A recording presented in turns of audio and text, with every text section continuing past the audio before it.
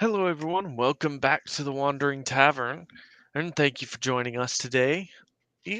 I am your host, Clayton. I am joined by Caesar. How you doing? Yo,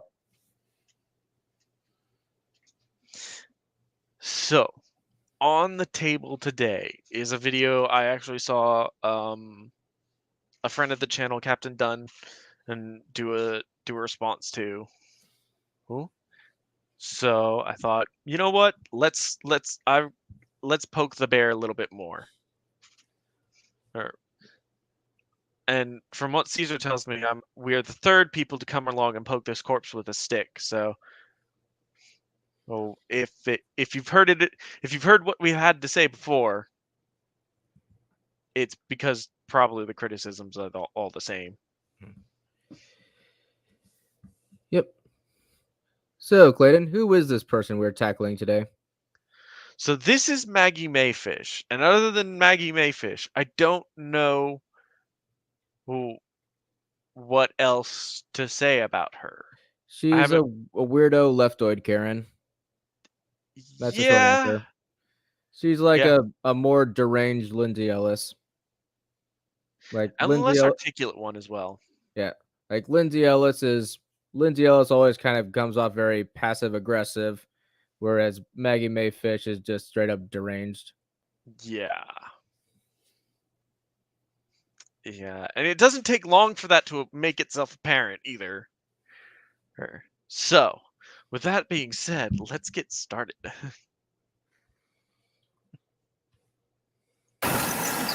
Hello there. I actually did see you because I am an all-seeing being. And if you're hallucinating me right I'm now, that scared. just means that you're on your first steps in the hero's journey. Okay, Ladies, never cut your hair this short. I call it the Karen cut. yeah, and bangs, friend, bangs. Like I shit you not, just about every single woman I've ever known who has a haircut like this is insane. Yeah. Also, she introduced herself as a like fucking all-seeing being. Like, I realize it's for the bit, but you could be less asshole-ish, I guess. You're going to achieve the impossible, rise against all odds, make fame and fortune for generations of offspring to come. Unless your name is Brian! Oh, Brian, suck! I am so sorry! That's just in your DNA!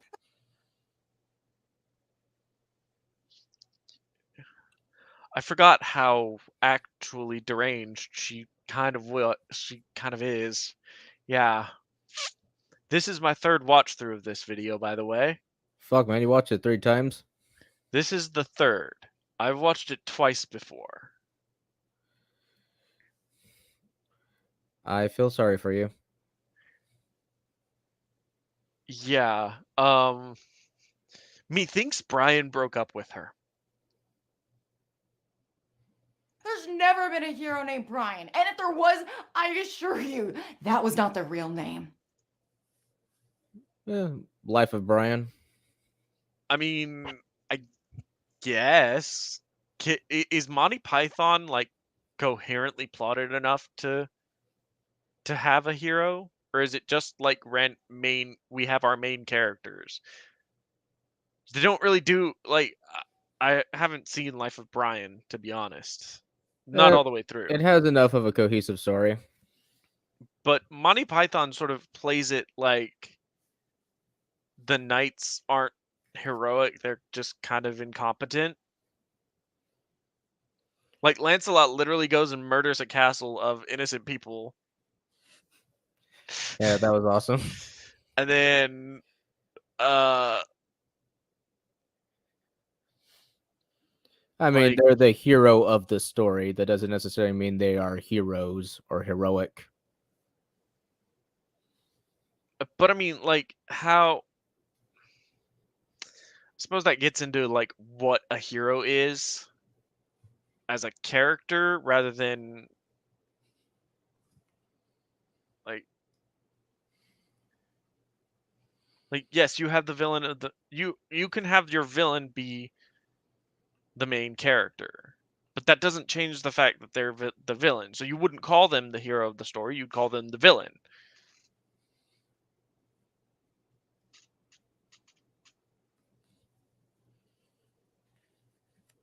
Am I making sense? Yeah, I get what you mean. Mhm. I'm sorry, Brian, watching this, but you've been born someone else. Anyways, do you guys know that clouds are made out of marshmallows? Yeah, I know you'd think cotton candy, but no. The store is out of cotton candy, so marshmallows. Anyways, everyone else, you can go off heroing, except you, Brian. You're gonna sit there and think about what you might have done. Being funny is not easy. Some people just don't have it Indeed. in them.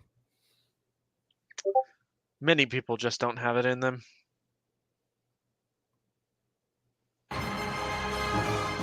Most of us know what the hero's journey, or the monomyth, is, even if you think you don't. It's the idea that all the myths in human history can be simplified down into one common form. The concept was I don't believe it incorporates all the myths. I think it's just heroic myths. Because it really only fits with heroic myths. Like, myths about creation don't really fit that narrative. Nah, not really. Some of them might. I'm sure there's some mythologies where, like, the creation myth is a hero's journey, but Mm. very few of them. And then there's obviously myths to explain certain natural events. It's like volcanoes erupting, earthquakes, I mean, I can't really. winter. I can't really think of any creation myths that would follow the hero's journey, though. Yeah, like, I mean, thinking like Greek mythology and Norse mythology, their creation myths tend to involve killing the previous deities. yeah, precisely. So, like, it's not all of human mythology, it's just the heroic myths that would likely fall into this category and follow this structure. So it's not all of story structure, but this is her way of sort of proving her point by saying that this is all of story structure. She hopes to cast her net wide enough with generalizations that some people fall for it. invented and popularized by writer and professor Joseph Campbell in his book Hero with a Thousand Faces from 1949. You've probably seen this handy little diagram in an English or screenwriting class. The hero starts at home, crosses the threshold into a larger, strange world, faces trials, and is transformed, eventually returning home a changed person. For example, Star Wars, one of the most influential films of all time, was literally written by George Lucas with the hero's journey in mind. Okay. So I feel like this is just expository at this point, so she's not really making a point. But part of me feels like she's being super vague. Or not vague. She feels like she's being dishonest. Or intentionally skewing the entire thing in a bad light.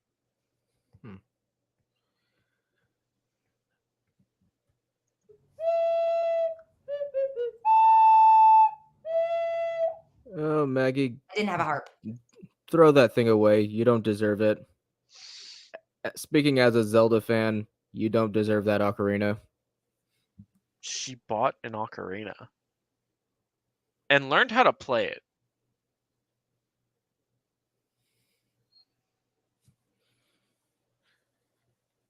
It's become the gold standard for how to tell the story of a hero. Campbell read thousands of myths from all over the world, all different time periods, and argued that all of them, that's right, all of them, can be boiled down into this series of steps. I mean, did he actually say all of them though?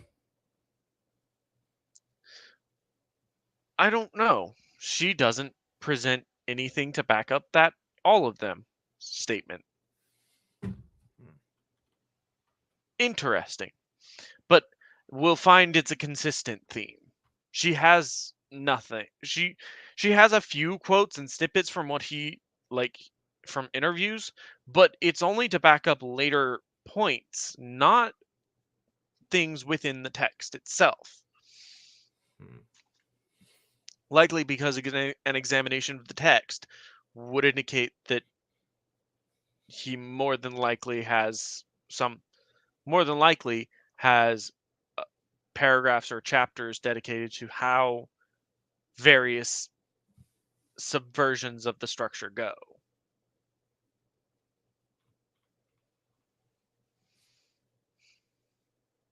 Well, that seems a little reductive, you might think. And to that, I would say, who are you talking to? Me explaining Joseph Campbell's theory or Joseph Campbell's theory? Because the answer to your question is yes. So I just realized this. She just immediately said, "I'm being that she was being reductive."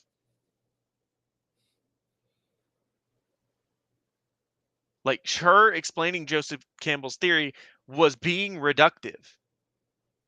So she just immediately hurt her own argument. And because she admits she's glossing over her finer details and reducing it down to where it needs to be. Down to like basically vague bullet points. But Joseph Campbell's theory is inherently, and then on the other hand, Joseph Campbell's theory is inherently reductive. It's a peek behind the curtain at the mechanics of what makes a story and what a story is. This is the story structure. It is the foundation of like how you will build your story. Hello, Joe Crazy. Not much. We're only 2 minutes in. We're talking about Maggie Mayfish's The Hero's Journey.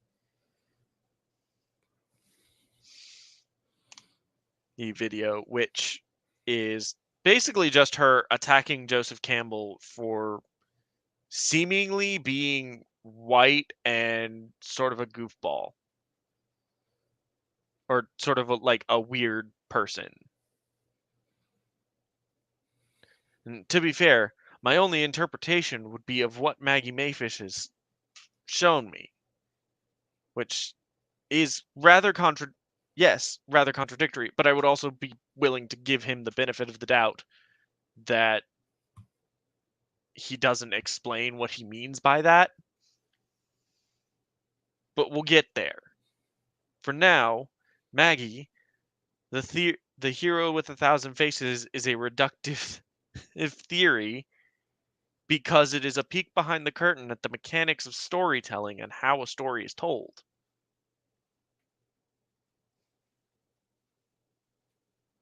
In his book on the monomyth, Campbell describes the hero as the man or woman who has been able to battle past his personal and local historical limitations to the generally valid, normally human forms. His visions, ideas, and inspirations come pristine from the primary springs of human life and thought.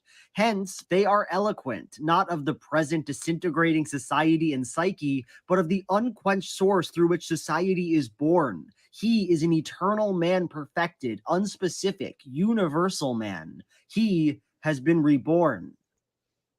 Okay, hold on. We need this. Thank you. All right. Let's talk about this definition of a hero. So we have a person, man or woman, specified. Man or woman. So her next evidence is sort of badly skewed now, who has been able to battle past his personal and local historical limitations to the generally valid, normally human forms. So our hero has faced obstacles both personal to him and in his community that are generally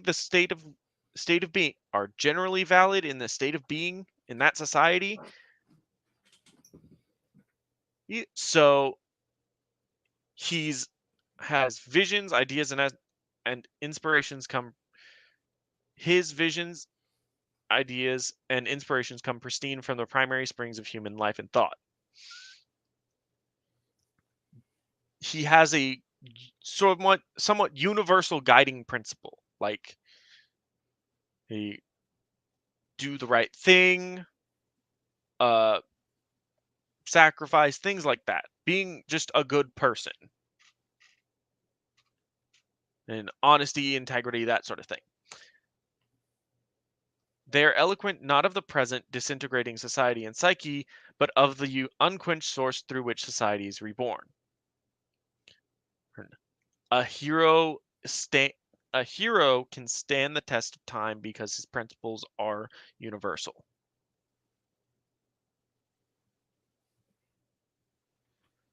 So how does Maggie Mayfish interpret that?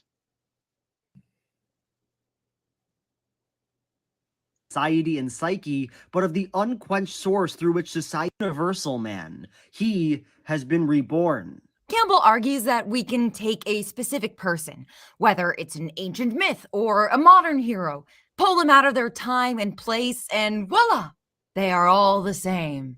And on the one hand, Yes, actually. Yeah. That would be correct. They are all the same from a structural point of view. From the way their stories are told, they're similar, or if not the same.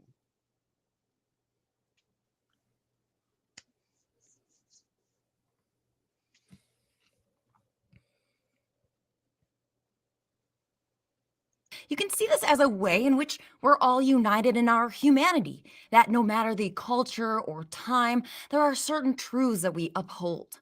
But the universal truths that Campbell suggests just happen to be dripping in his own biases, fantasies, upbringing, culture, and the now extremely outdated white hetero male Christian worldview of someone raised in early 20th century America. In other words, What? woof.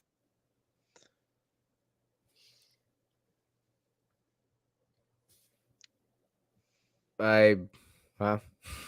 Okay, there's a lot to unpack there. So Maggie Mayfish, I think I might have to re-listen to this, is saying that Joseph Campbell, that the on one hand you could subjectively presume her subjective interpretation. I guess it would all be subjective in this case, wouldn't it? Okay, So she's trying to.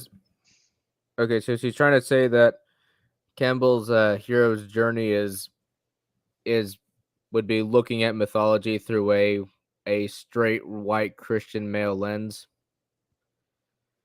I guess. yes. Even though he's comparing just the similar tropes from all these different myths. A lot of these myths predate Christianity's existence.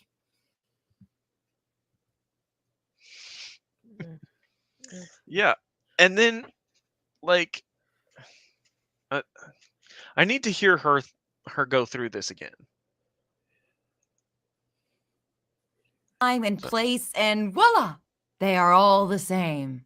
And on the one hand, you can see this as a way in which we're all united in our humanity, that no matter the culture or time, there are certain truths that we uphold. Yeah. But the universal truths that Campbell suggests just happen to be dripping. I mean, yeah, most cultures believe that murder is wrong. yeah. That's a universal truth. That Most civilizations, well, actually, probably every civilization would outlaw murder. so the oldest book of law we have is Hammurabi's Code. And it was a set of laws for some river valley civilization. Hell if I know which one. Um but it was basically set a general tone for human law, like laws we could expect to see in societies throughout time. And many of those laws include protection of property and protection of the body. Theft has been looked upon as a bad thing throughout human civilization. Like, there's a reason in Europe, even today, gypsies have a bad reputation because their ancestors were con artists and thieves. And that kind of still holds true to this day. Because I mean, I went to Italy about a few years back. I mean, yeah, there were a lot of gypsies pretending to be cripples, pretending to be beggars, selling bootleg products. Yeah, exactly. And then I mean, it's not to say that all gypsies are like that, but well, stereotypes come from a source.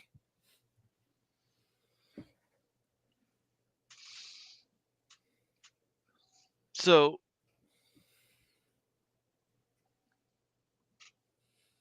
I lost where I was with the Uh, gypsies. yeah, something to do with universal laws. Yeah. So we have so humanity has certain things it considers to be like no-goes. And generally speaking, that's murder and that's theft. So why would there not be some universality to the mythologies we created? It from a structural perspective or from Yeah, a like just basic logic. yeah, our logical perspective. Yeah, it's like how some experts, I put that in big air quotes, some experts try to claim that saying 2 plus 2 equals 4 is a white invention or some shit like that. Like that is a thing some people try to claim. As if saying 2 plus 2 equals 4 isn't just some just basic logic that any culture could come up Mhm, with on their own. exactly. Like these uh, these people are stupid. But let's continue. Tripping in his own biases, fantasies, upbringing, culture, and the now extremely outdated white hetero male Christian worldview of someone raised Also, in why is early it out 20th how and century why is it America. outdated? You know,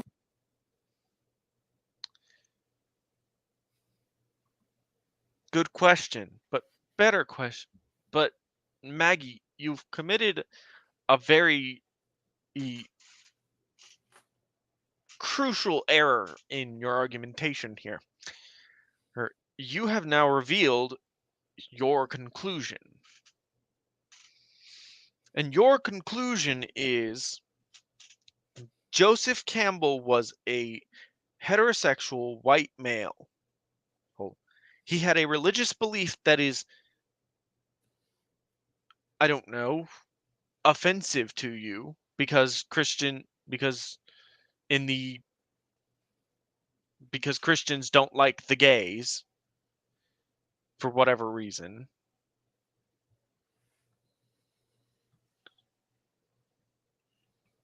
And, and said that purely on those factors, you have chosen that say you have basically concluded that his work must be wrong.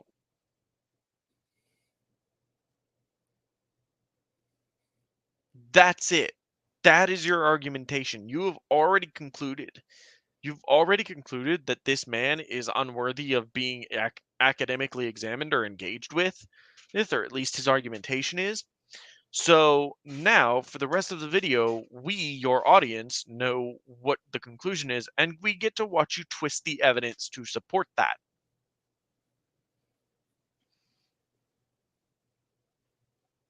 other words, woof. In his writing about the history of humanity reciting stories, Campbell uses words like normal and generally valid, as if those are completely agreed upon values throughout all of time. It depends on what it is. Like we just talked about theft and murder earlier. But even so, let's think about that even shallower. Like just being even shallower, or generally valid applied to culture is vastly different. That's true. But but the story structure indicates, and these myths he read, which were in the thousands, according to you, is a character that battles past his personal, local, his personal and community limitations, and those limitations are the general norm or generally valid within that culture where this myth comes from. And normally,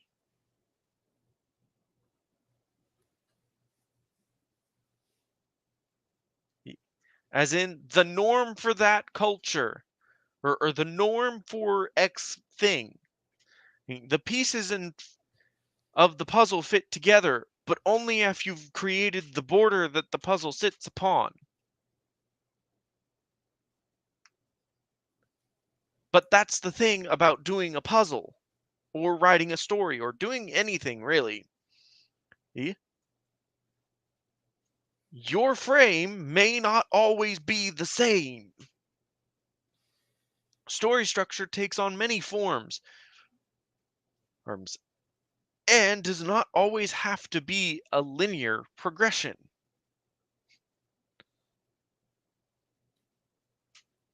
The hero's journey is just one form of story structure.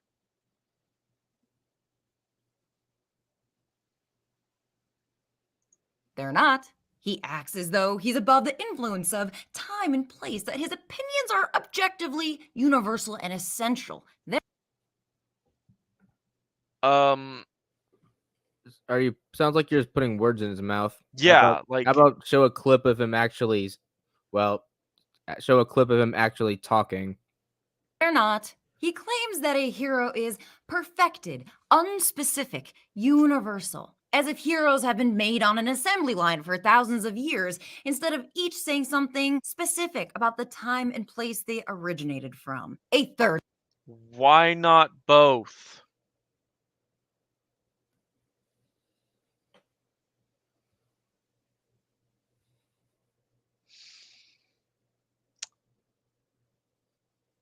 So, Caesar, I got a question for you. Hmm. What do you think are, generally speaking, the universal themes or universal truths you see in, let's say, storytelling from the early 90s to probably 2011? Universal truths. Yeah, sort of themes that tend to be embodied quite a bit. Hmm. Things you think that if we were to actually if we were to go through humanity's modern mythos, which would probably be film, what do you think we would find? What sort of universal character traits would we see? Kind of hard to say because Yeah. the movies are all different.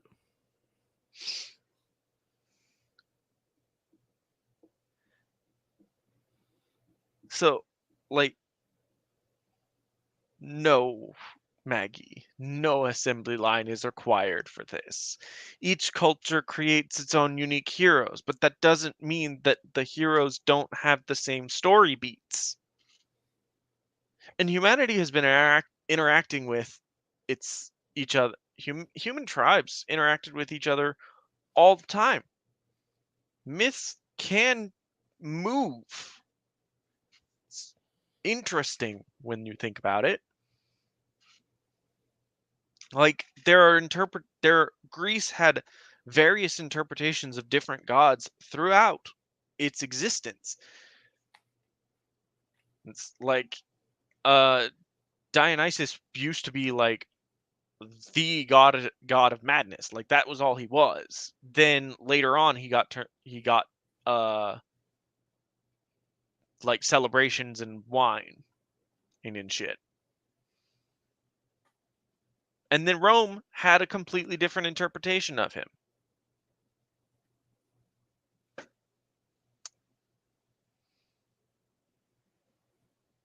But the myths around him stayed similar, if not the same. So, humanity's natural motion and sort of ability to create stories is somewhat universal. Parenthetical. Campbell often assures us that every myth has one objective reading and point of view. But even with a passing knowledge of Western mythology, you know that is absolutely not true. Odysseus, one of the most famous mythic heroes, was a clever hero to the Greeks, but to the Romans, he was a deceitful villain. Yeah. That's why he's not, his story structure is different. He's a different character in both personifications. In Odysseus, he's a clever hero that goes through the hero's journey. In the Roman version, Odysseus is the villain because the people that the original settlers of Rome claimed to be Trojan. They were escapees from Troy. And so Odysseus would be their villain. Two different cultures, two different myths blossoming out of two different cultures that celebrated and reviled the same person.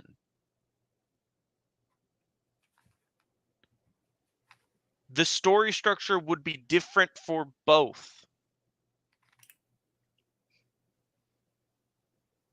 Even calling him cruel Odysseus. The Greek playwright Sophocles portrayed Odysseus in completely different ways, even within his own plays. A commonsensical realist in Ajax, but a scheming sophist in Philoctetes. So,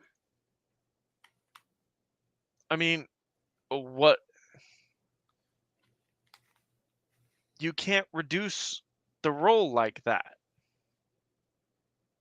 and expect me to believe. Yeah, I'm having a hard time following what her point is.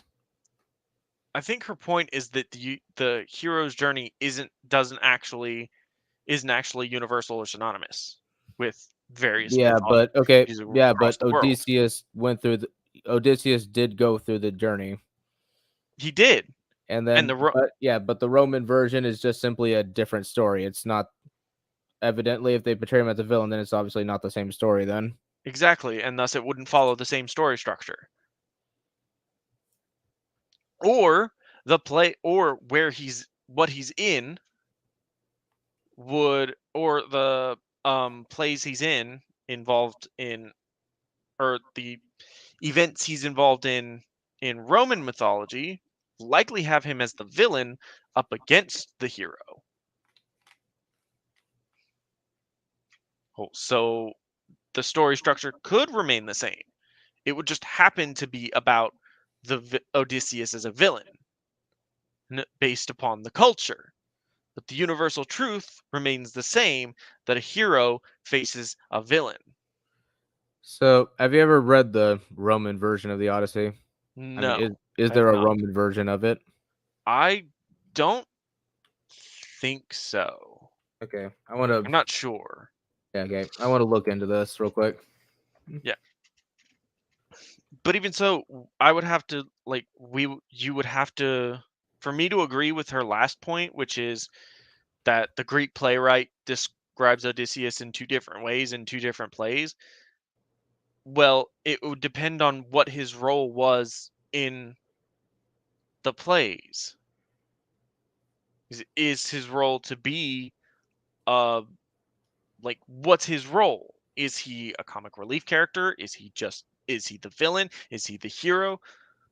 Well, like, the plot needs him to be something for the play very clearly because he's in the play.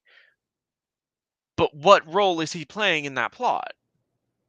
In order for this to work as a point against Campbell's theory, Maggie, you have to give the context of the works you're working with. Fuck you, I'm not disabling ad block. The myth of Odysseus. Ironically, one of the actual. But here's the thing, the myth of Odysseus is not always the same. The Greeks have the myth of Odysseus, and I'm sure the Romans do too, have their own version. But their own version is different because Odysseus plays the role of the villain. 2 different cultures. Here's same context. 2 different cultures, same character. Also, Maggie. Hold on, what was her last point? I remember. One is the objective truth of the myth of Odysseus. Ironically, one of the actual consistent themes of the Odyssey is that there is no objective retelling of events. It is the storyteller who is motivated to.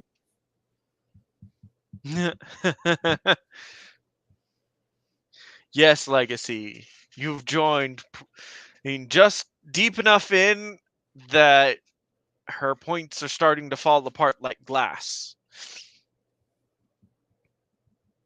Yes, we're also doing the fish lady.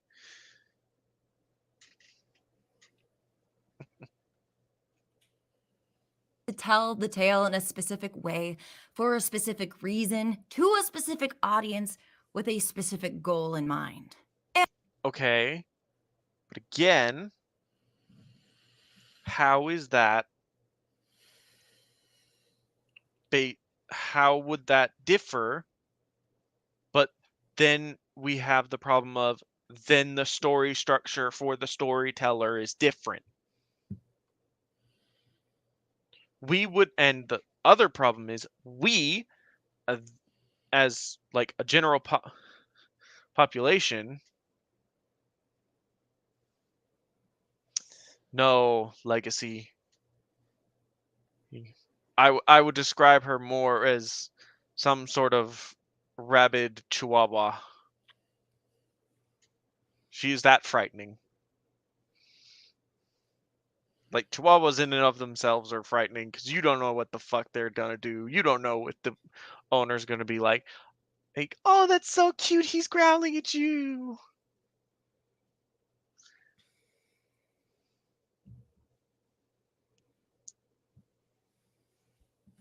I mean, I suppose. We don't really have any evidence that she's human, to be fair, but we can't prove, but she would never be able to prove the negative.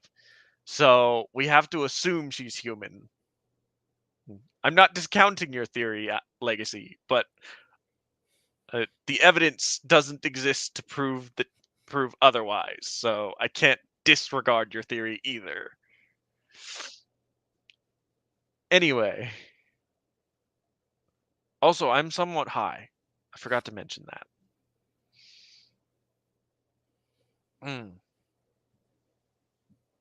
And although Joseph Campbell likes to see himself as the ultimate objective voice speaking for all of humanity. Jesus Christ, woman. Shove the words harder in his mouth. I think you can get a few more in there. Just really stuff them in. And unless you have, a clip, I really like a clip that that even slightly demonstrates that is Campbell's opinion. At the end of the day, he too is simply a storyteller, motivated to tell his tale in a specific way, for a specific reason, with a specific goal in mind, with all of his biases and motives intact. The way that he strips myths of culture and intent mirrors the way that he wishes to strip himself of culture and intent. Okay, what do you mean by that? The reason he strips the myths of culture and intent is because he has found a significant pattern between them and based upon the way the story structure is structured. What occurs in the plot. The plot itself is irrelevant because what occurs in it is all that is. Is what beats does the plot compared and contrast the plot of this myth compared and contrast with this myth indicate the story, the general structure of the story is.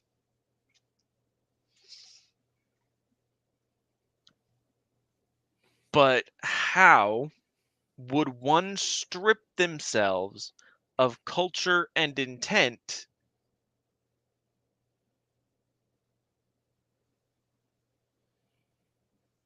when you must inherently, by virtue of living in a society, engage with the culture? Even if you choose not to engage with the status quo within the culture, you would still be engaged in counterculture, which is still culture.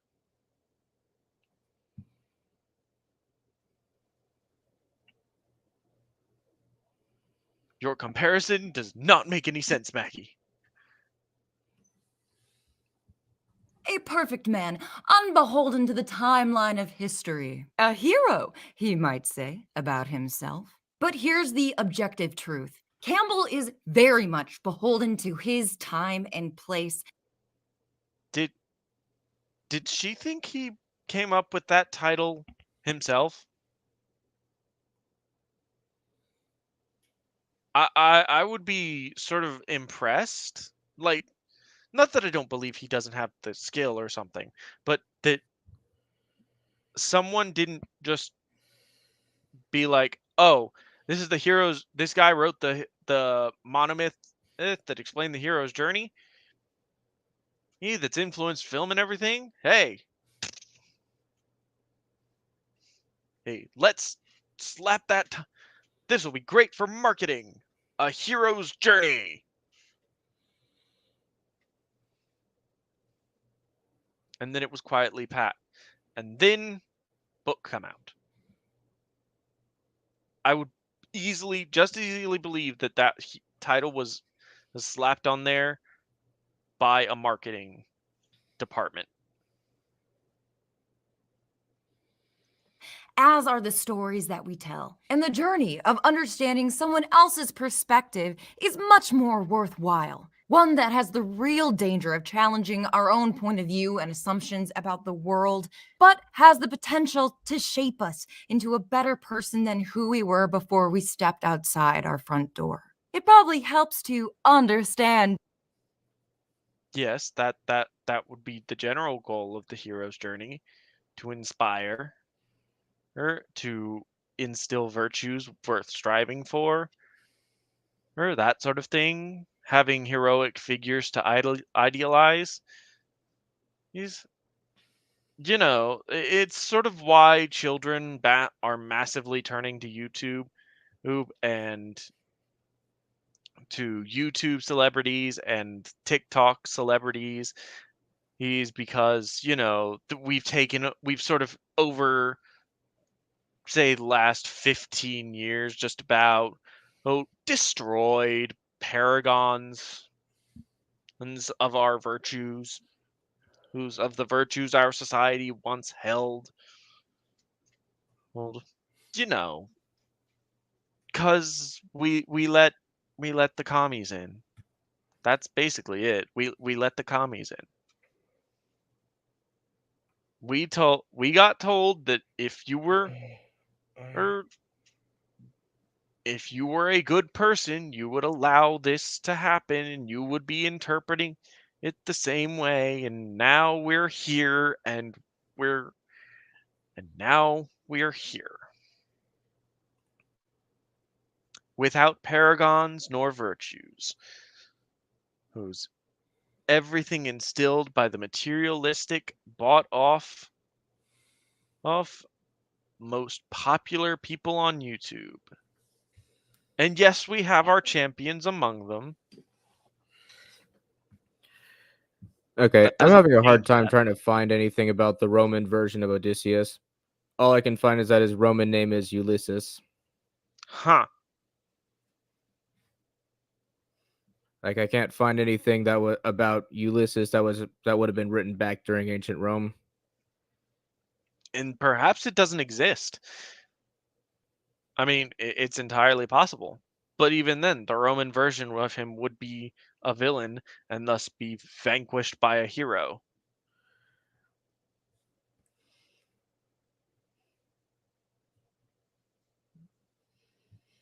Because Rome was he was effectively Troy coming back and saying, no, no, no, no, no, taking the eraser to history and saying, no, that's not what happened. This is what actually happened. I'm sure that applies to a lot of human history, if we're honest. But moving on, we're focused on Maggie Mayfish today. Joseph Campbell if I tell you that he was a raging misogynist who believed women could not be heroes, that they're just prizes at the end for the hero to be won, and the closest they can come is by giving birth. And also, he taught at an all-women's college, telling them all that they can't be heroes. And when I tell you that his No ideas... wonder you're so triggered. But Deranged feminist doesn't like hearing that she's a prize. yeah, Actually, but also, Maggie would never be a prize to any self-respecting man. but also, the whole idea would be of him being misogynistic would imply that he hated women. And if you hate women, why would you accept a position being forced around them all day? Yeah.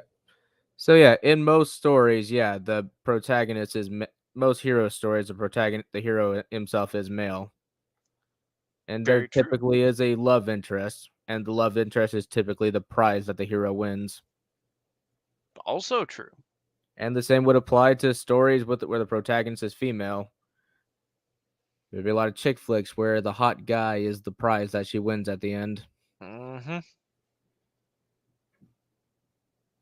the way that we live, and especially shape the worldview of men who are told to see themselves as a hero of their own mythic tale. I mean it. But hey, don't take my word for it, take his. All women have to do is stop looking at the boys and wondering Show me a quote. competition with them. This is the quote. All women have to do is stop looking at the boys and wondering whether they are in competition with them. Just realize what effect they are having on the boys. It came to me at Sarah Lawrence at the time, an all-female college. Okay, so let's start with this because this is a two-part quote. Because he's about to go into an anecdote.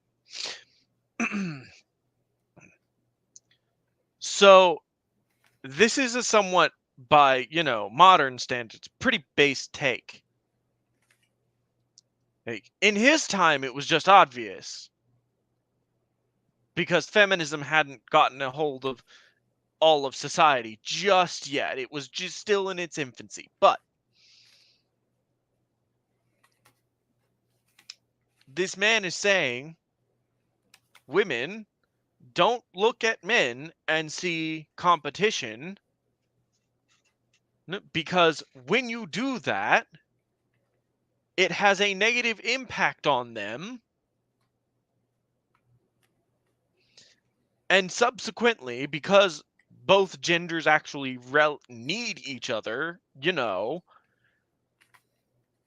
from both a biological and psychological perspective, it will have a negative impact on you.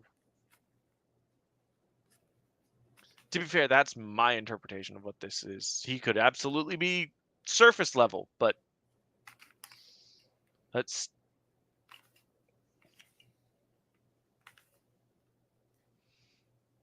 exactly Joe Crazy. Exactly.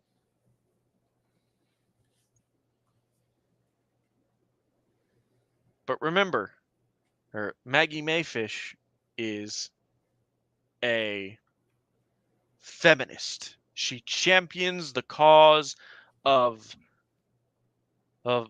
that thing, of the message.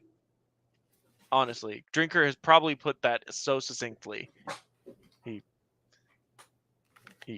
with that one phrase, and I realize it's somewhat of a joke, but still, the message is Maggie May's goal here. And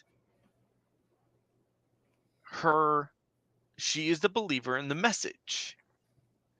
So any comparison that implies that there is any difference between the genders or the sexes is that a woman cannot do what a man can do is heresy and must be stomped out.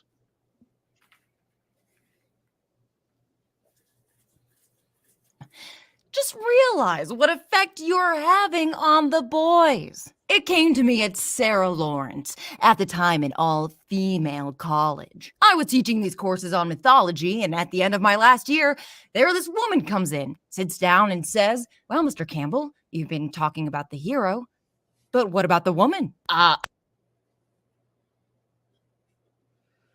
said, "The woman's the mother of the hero. She's the goal of the hero's achieving. She's the protectress of the hero. She's this, she's that. What more do you want?" She said, "I want to be the hero." So I was glad that I was retiring that year and not going to teach anymore. Based. Okay. I feel like this is such a sharp tone change.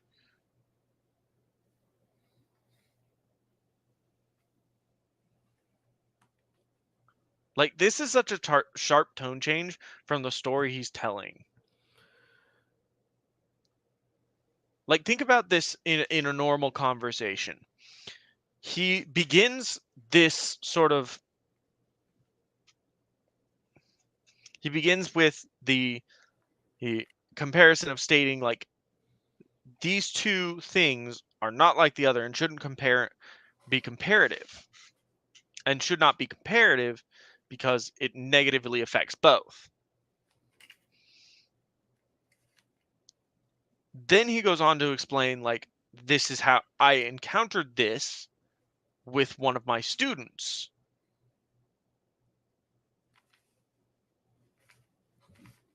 Well, And I should ask her. A good response to that student would be, "Do you want to be the hero, though? Do you really?" like, exactly, like, that's such a weird switch in tone. This entire sentence is such a weird shift in tone from the conversation. Like, because it feels like there's more to that story.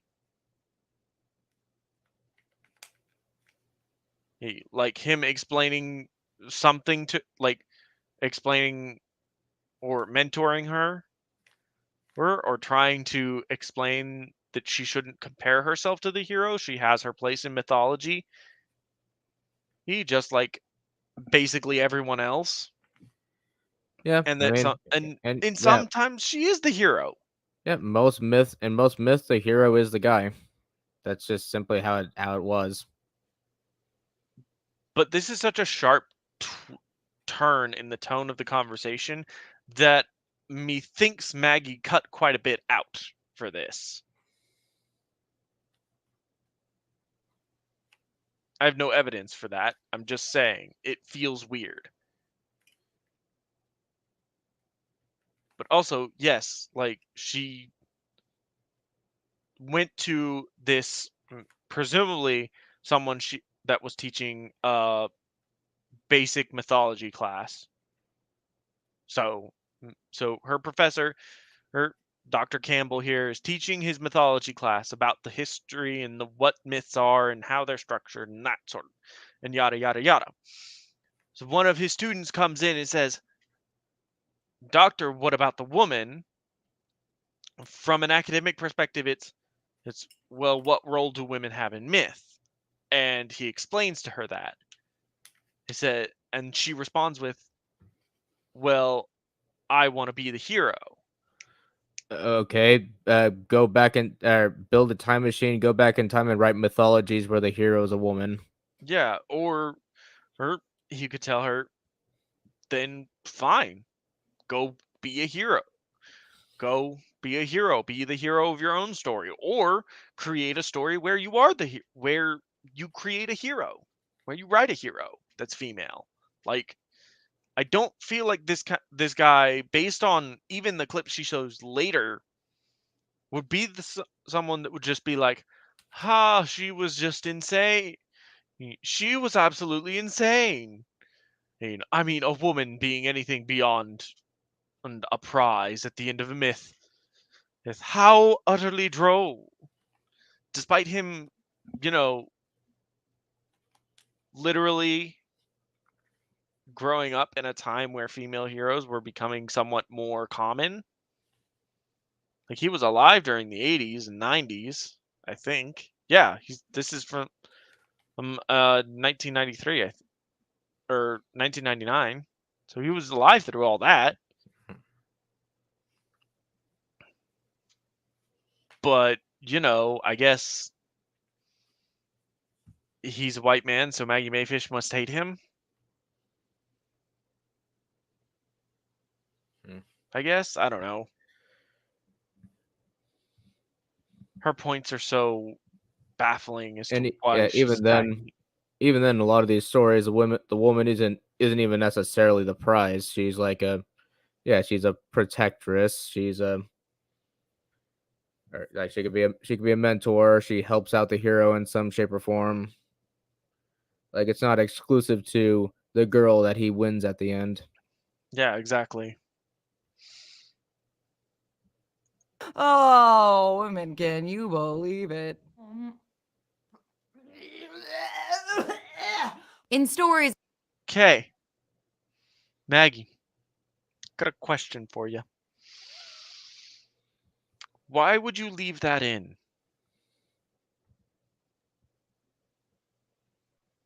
Like, someone had to edit this. Someone had to edit this and make the choice to leave that in. Okay, is this the Brian that she's trying to vilify earlier? Brian at Atterbury? I don't think so. Because he's about to. Because he disagrees with Campbell's work, and she's about to quote him. About stories, writer and professor Brian Atterbury points out the limits of Campbell's mythic system. In The Hero with a Thousand Faces, Campbell makes much of the Navajo story about the twin war gods who go on a quest for their father, the sun. They fit his She's pattern. appealing to He the says authority of a nothing white about man. Coyote, who doesn't. Yeah.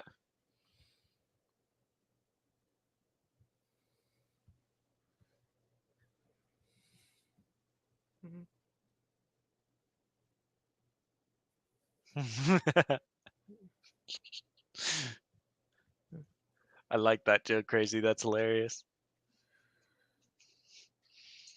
How is she appealing to the authority of a white man? I mean, she's quote Brian Atterbury is a white man. Ah, She's quoting him. I see. Like, she's trying to beat down Joseph Campbell because he's looking at mythology through a straight white male Christian perspective.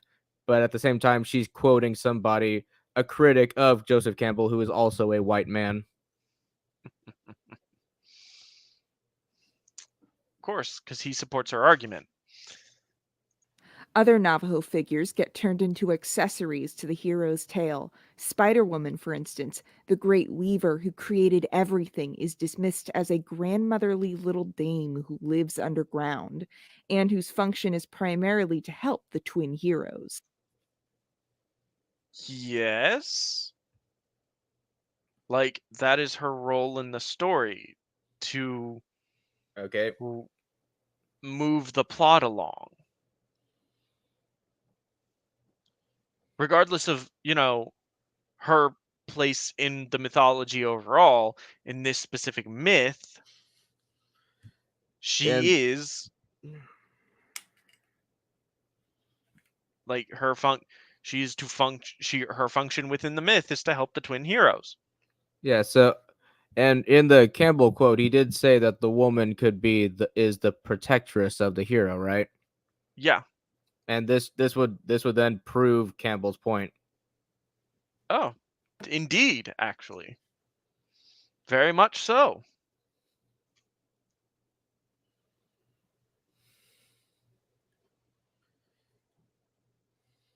Wait, What? that's such a hold on. Oh, he says nothing about Coyote who doesn't. I just needed to Yeah, I needed to reread a couple sentences.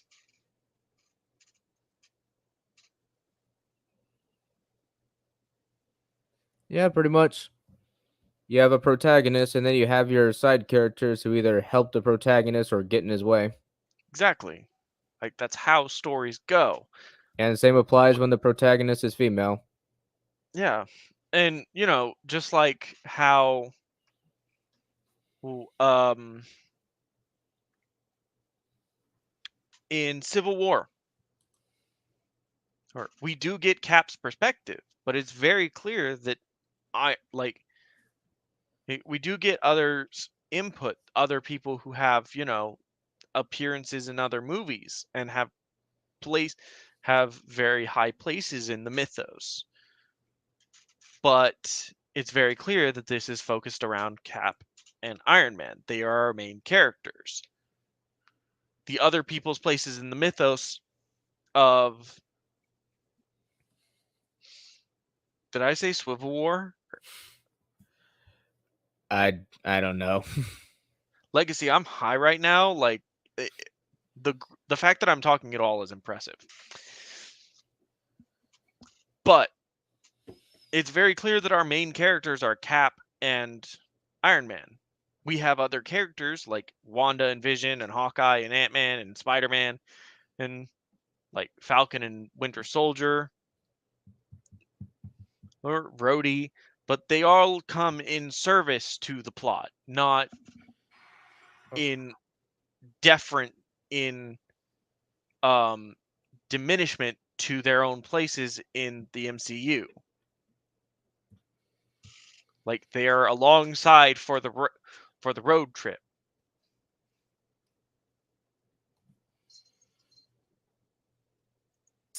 I cannot stress how much this little graph has shaped the world around us. It's used in Hollywood today as the only objective template for every story. Pretty much every book on Source. screenwriting.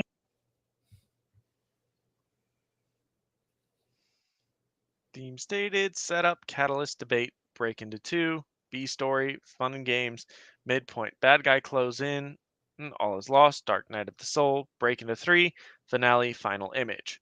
Okay. Hey, these are story structures. Let's hold on. Let's take back a little bit. Here we go. All right. So we have the hero's journey. The hero receives a call to adventure, and supernatural aid occurs. He faces his first obstacle. Well, after that obstacle, he begins his transformation. He gets a mentor or a helper. Or he gets a helper that likely finds him on the mentor and joins the quest. He gets another helper that joins the quest. Abyss could be after a battle, or he actually dies. Or has to go into some sort of near-death state. Need a complete transformation. And apologies. And return. How does this graph follow?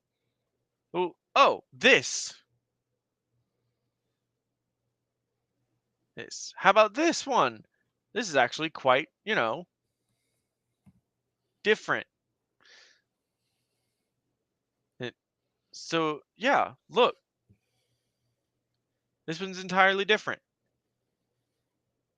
ordinary world, call to adventure, refusal of the call. This is actually probably closer to what happens in Star Wars.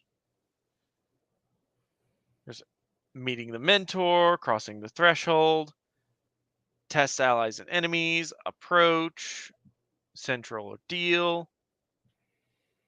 Like, this is just another interpretation of the hero's journey. Yes, it's a slightly more complex one. That's it. Hold on. I have to let it play. Recycles of Okay. But how do those previous two, do not fit with this? Like, this is a different story structure altogether. Excuse me. So we have, so in this story structure, we have our beginning, which is, could be any number of things. Our central theme, stated early on, and the setup to the conflict. This would include like inciting incidents or anything like that. Or no, setup and then the catalyst to that would be the inciting incident. So we have debate between characters, different points of view, blah blah blah blah blah. Progressing the plot forward with providing useful exposition. Break into two. Ooh.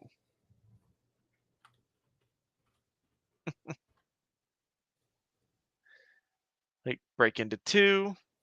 Ooh, so now our party has effectively separated, which implies that there has been previous setup to this point about this party.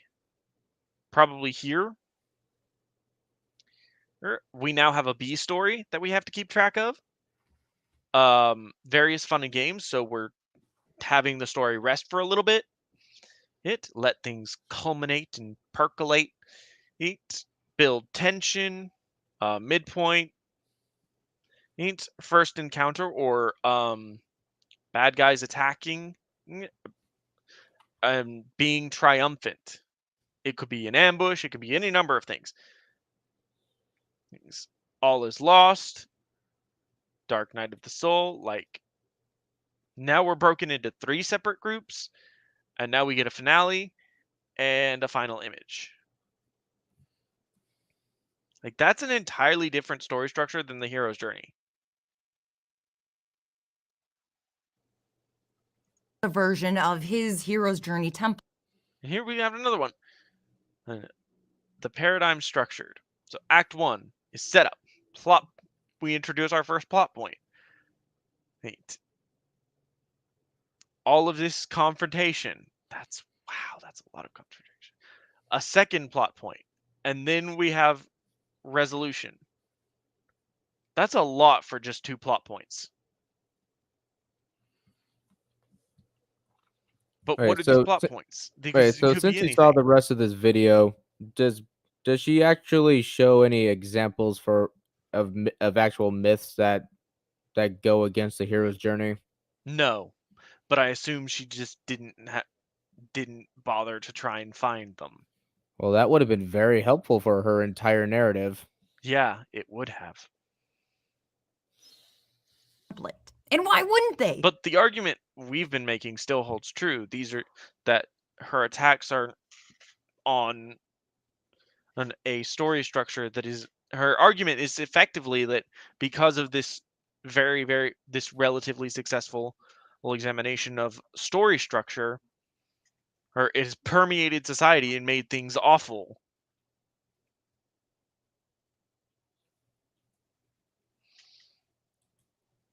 Well, but when you look at, actual stories that are told in any era, it's very clear that there is not a singular story structure. There are many story structures, but all of them can be examined. And it's just like we had earlier with those 4 slides she showed. We had the original hero's journey, a more complex version of the hero's journey, an entirely different story structure, an entirely different story structure, and then a fourth, and then a third entirely different story structure.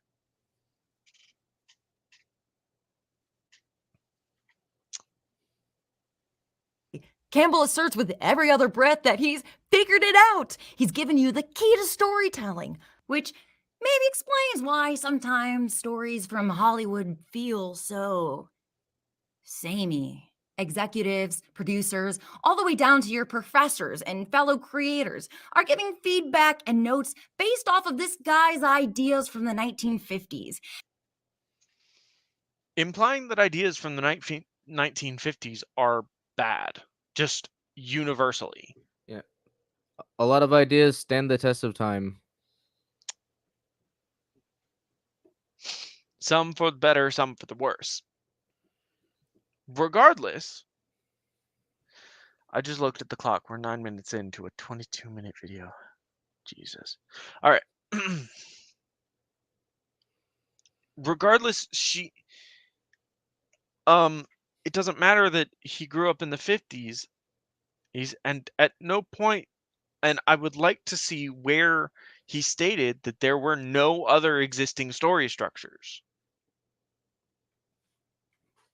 Also, the message has done quite a bit more damage to the state of modern writing just in general. The enforcement of the message and the people that use the message to elevate themselves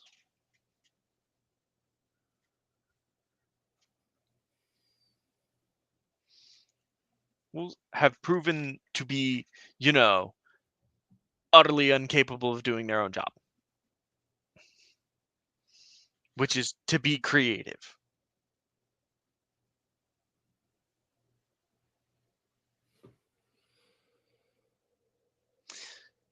Exactly, Horned Rabbit. But I think the difference between this and three-part story structure is three-part story structure is so universalized that you couldn't actually pin down the guy who created it. Campbell is relatively prominent as a creator of a story, as an identifier of a story structure, or probably because George Lucas sort of threw him there. So, she has a target, and that target just so happens to be a white male who was born in the 50s. And I don't know if you know the 1950s, but it doesn't take long to figure out that maybe he might have missed the mark on a thing or two. And his influence didn't just stop at Hollywood storytelling. Campbell's ideas affect our everyday lives. Apart What from we're Jim allowed to Crow eat, laws how we and a homophobic culture, there's not much else wrong with the 50s.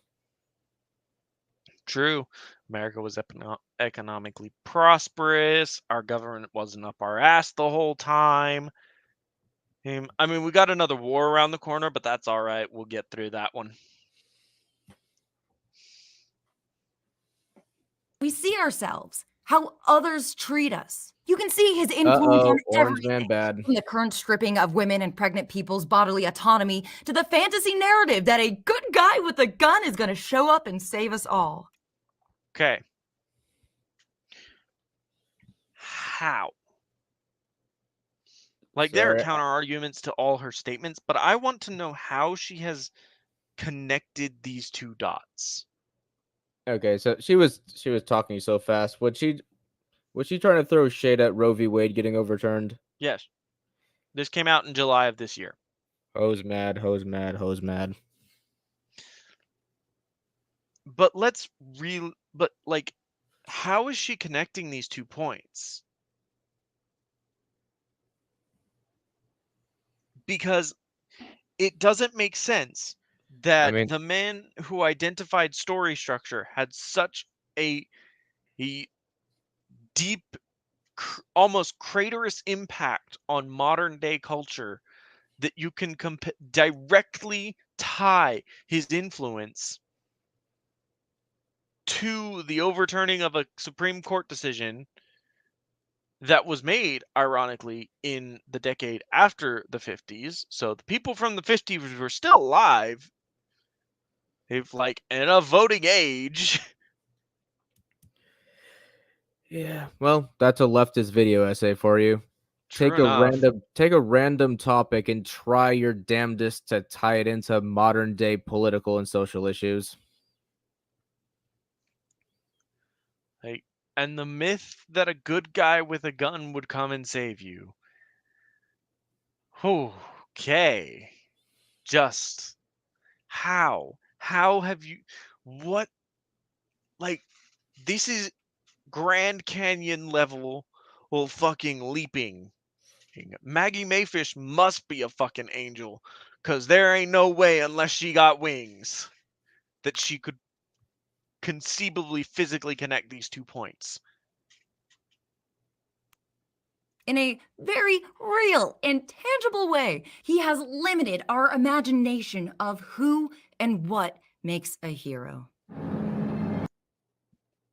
See, you could provide an example. That would be awesome. Provide example, please. So, is she going to explain why the hero's journey is inaccurate, or is she just going to attack his character? The latter. Okay, then your argument has no staying power then. Exactly. It's like fucking, yeah, it's gaslighting in a way. Well, maybe not gaslighting. Yeah, that's a good way of describing it. Oh yeah, don't listen to this guy because he believes in so and so. Yeah. We'll ignore like what his actual argument says and just say, oh well, he believes in blank, so He he is a can't be trusted heretic. because of that. To know the man's work, we should first take a look at the man, Joseph Campbell himself. What did he believe? Why did he believe it? This is an easier question to Okay.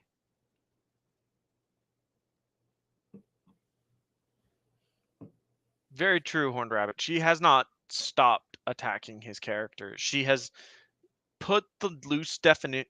She has used the definitions he's provided in his work to basically formulate an attack upon his character. That's it. That is all she has done. And so the attack on the of Joseph Campbell's character begins. Will there be any evidence for these wild accusations Maggie Mayfish will throw around? Absolutely not. You must be new here.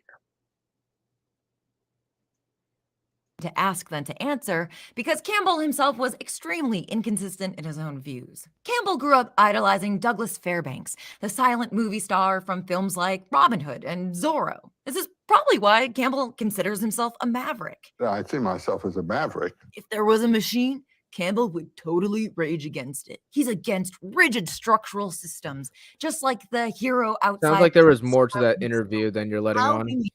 Yes. She just took the part where he says, "I see myself as a maverick," without like having the entire sentence. Yeah.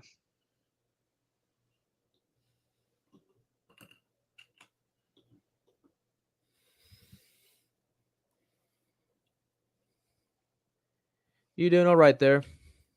Yeah. I'm doing fine. I'm just like I was reading her citation. But anyway, he so how he views himself relevant to an examination of his works?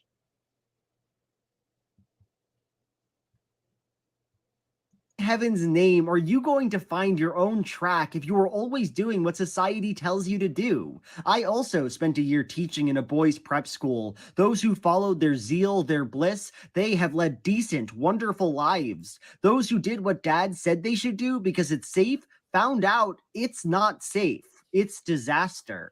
But this Huh. Interesting. So he observed his students grow and saw that those who did not follow their own path or did not in some way create themselves find what they were unable to define themselves and only define themselves by what other people told them found misery, while what those that sort of broke the mold or found ways to craft their own interests and their own identities thrived and succeeded. I mean, that would be what I would take from that sentence. He saw uh, both sides. He saw that those that could not define themselves with them, that never carved out their own identity and simply defined themselves by what everybody else said, were miserable and lonely, probably. And then he saw the other half, where another cases where the boys defined themselves. Well, they found their niche, they found their group, they found something they could formulate an identity around. And so they did, and they were successful. Why is this a bad thing? Quote is in the middle of a 300-page book about his extremely rigid hero cycle structure, one so innate to human nature that supposedly no one has ever crafted tales that deviate from it. We have. He often repeats. It's a shame she won't give any examples of myths that do defy this story structure. Or a quote where he actually says that every single piece of fiction revolves around this. Indeed. I mean, it's the hero's journey. It just logically you'd assume it revolves around heroes A in hero. mythology. Yeah.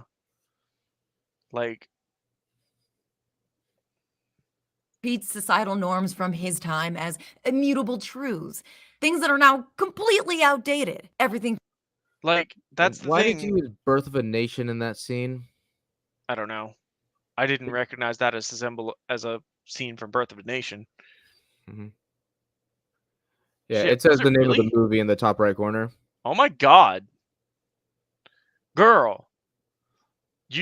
What the fuck? Why?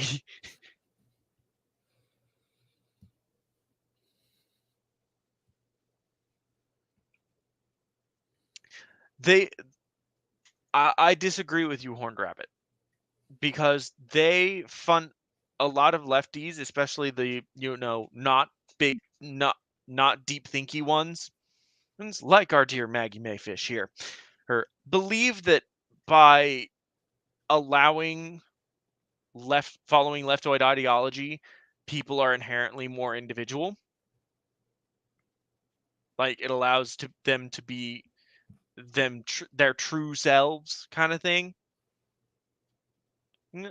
So that's what Miss Mayfish undoubtedly believes, because there's no way she could not think.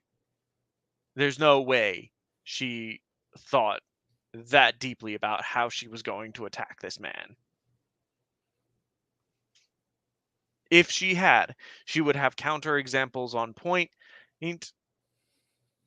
on tap, just defiance all the way through. It would still be a shit video, but at least it would have the evidence to counteract that the evidence to support her weak argumentation would be there. Instead, we're just here in the Maggie Mayfish world where her word is law. From gender roles to gender expression to compulsory heterosexuality, even Protestant work ethic are all set in stone. I would like to see where her Protestant ethic came into play in ancient fucking mythology. And is she trying to say there's something wrong with Protestant work ethic? And well, That's a very niche piece of history. How about explaining why it was bad? Also, forced heterosexuality he was not necessarily apply to, ancient mythology. Like the Greeks and Romans had homosexual relationships. Like they were commonplace. Do you know that, right? Like he didn't just take the Arthurian legend and examine it and say this applies universally to all myths from all time. He insists that he and the heroes that he recognizes should rebel against these systems, while also reassuring himself and the heroes that he recognizes that the world is actually perfect and doesn't need to change. Here's Campbell saying as much from The Power of Myth, the PBS series that did a lot to secure his place in pop culture infamy. When people say to me, do you have optimism about the world, how terrible it is? I said, yes, just say it's great. Just the way it is. That people like him should work. What? Like that doesn't make sense as a response to any sort of question.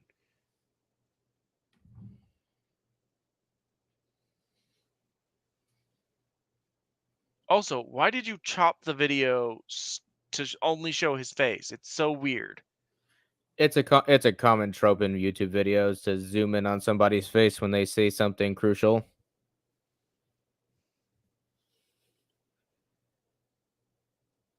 And okay, he made a bad argument then.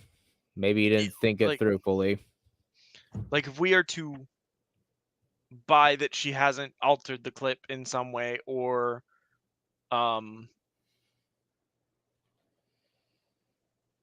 just taking him completely out of context based upon the question asked. So yeah, I mean, it's not like he's deliberately trying to say that persecuting ethnic groups is fine the way it is. I think it's just more of a what good word for it? Like a more broad term, like just kind of seeing the beauty in life. I don't think it would help you to change the system, but it would help you to live in the system as a human being. This is like saying that at the end of Star Wars, Luke should have joined the Empire. No. Okay, maybe he had an ignorant perception of culture at the time. That doesn't necessarily mean he now supports space fascism or anything like that. Okay. So he says that it's better to work within, it's better not to fight the system, but simply exist as a human within it. Or it's better not to change the system, but exist as a human within it. That cannot be a singular soundbite.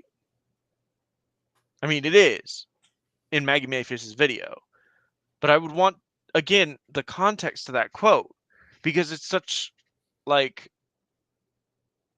even if Maggie is operating in good faith, which, let's be honest, she probably isn't.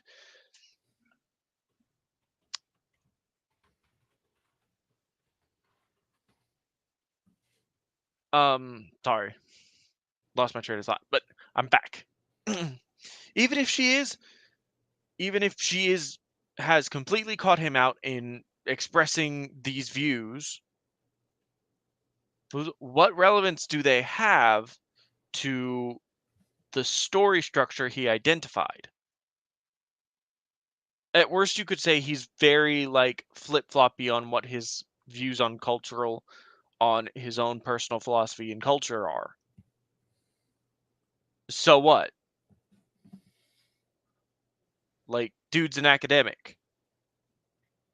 He identified story structure. That was it. That was his big claim to fame. And now it's just like, oh, I'm actually being interviewed by people. And this is going to go out to the world. Which, bold move, Cotton. His mantra, which you've probably heard not knowing that it came from him, I certainly didn't, is follow your bliss. If you do follow your bliss, you put yourself on a kind of track that has been there all the while waiting for you. And the life that you ought to be living is the one you're living somehow. If you're following your bliss, I mean, you're having that joy, that refreshment, that life all the time. Which does sound nice. It sounds like he's saying, know yourself intimately, follow your heart, lead with bravery, and good things will happen. Yes. Follow your bliss. I mean, find where it is and don't be afraid to follow it. If the work that you're doing is the work that you chose to do because you are enjoying it, that's it. But if you think, oh, gee, I couldn't do that, you know, that's your dragon locking you in. Looking at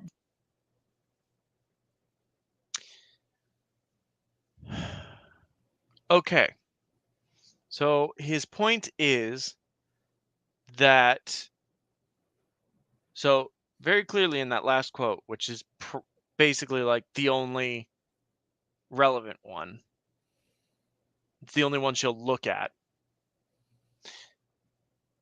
is that if you find something that, regardless of, you know, what goes on in a day, you come back the next day and you're still enjoying what you do, then you've found, you know, your bliss, so to speak.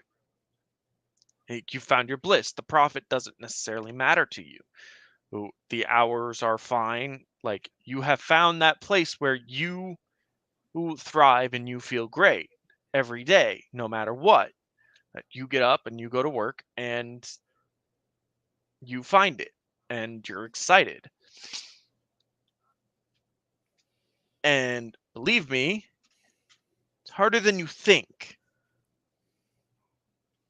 It takes effort, which is something I'm sure is foreign to Maggie. the current state of things, seeing all the unionizing and workers coming together, having to fight for basic human decency, it's clear his point of view comes from a place of extreme privilege.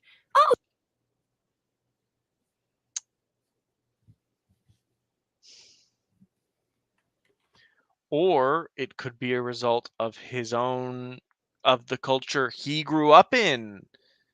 And, you know, our cultural contexts are entirely different, and we shouldn't hold that view against him. Oh, you didn't quit your job to live in your van? You must not be brave enough. Never mind that you have a kid and you probably need to keep your health insurance. His framework for bravery is exclusively for those who have the social mobility and hard power, cough, cough, cough, white men, There it is. to make selfish choices. He never examines further than this. He doesn't entertain the nuance that your follow your bliss could be someone else's. My mom couldn't stock the refrigerator this month. Campbell is arguing that if you're stuck in a dead-end job that you hate, well, that's entirely your fault. Yeah, you could quit your job. Yeah. You could absolutely quit your job. You have to be aware of the risks of doing that. Like, that's, you know, those personal and local, well, and generally valid, normally human form of modern heroism. How would yeah. you write a modern day hero's journey? A guy stuck in a, like, you could write a hero's journey style story about something like this.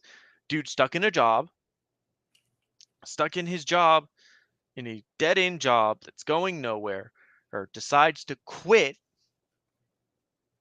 it, start his own company or start his own business or go and like find himself somehow.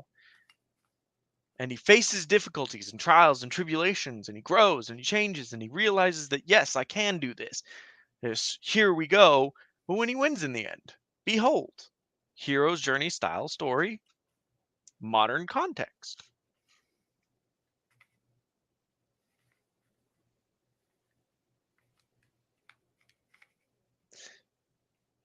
That's what I did. I didn't quit my job until I was for sure hired at my new job. Yeah, same here. And I if fucking hated my last job, and yeah, I eventually got a new job and quit. like, and then, oh, you have a kid or you have a family to support. Well, guess what, friendo? Well, you've got to know that you've got to have that plan. You've got to have that understanding that, yes, I'm going to take this risk because I know I can be successful at it. And you could, because I know I can be successful at it. And then suddenly, behold, well, we have internal conflict. For example, in our Joe Schmo, grunt worker to successful business owner, her story. Let's say his wife he has a wife and 2 kids. It's in quitting his job up to start this venture, he puts them on financial hardship. Things aren't going well. It doesn't turn out. Things aren't going well. Well, in the early stages, and the money's drying up, and their savings and money from any sort of loan they received is drying up. The wife leaves him for a while after fighting for her weeks, after fighting. And we can show this and we can examine this and we can grow characters out of this. But this very basic bare bones, like, the hero takes a step at facing the difficulties that are commonplace in the society he lives in and overcomes them,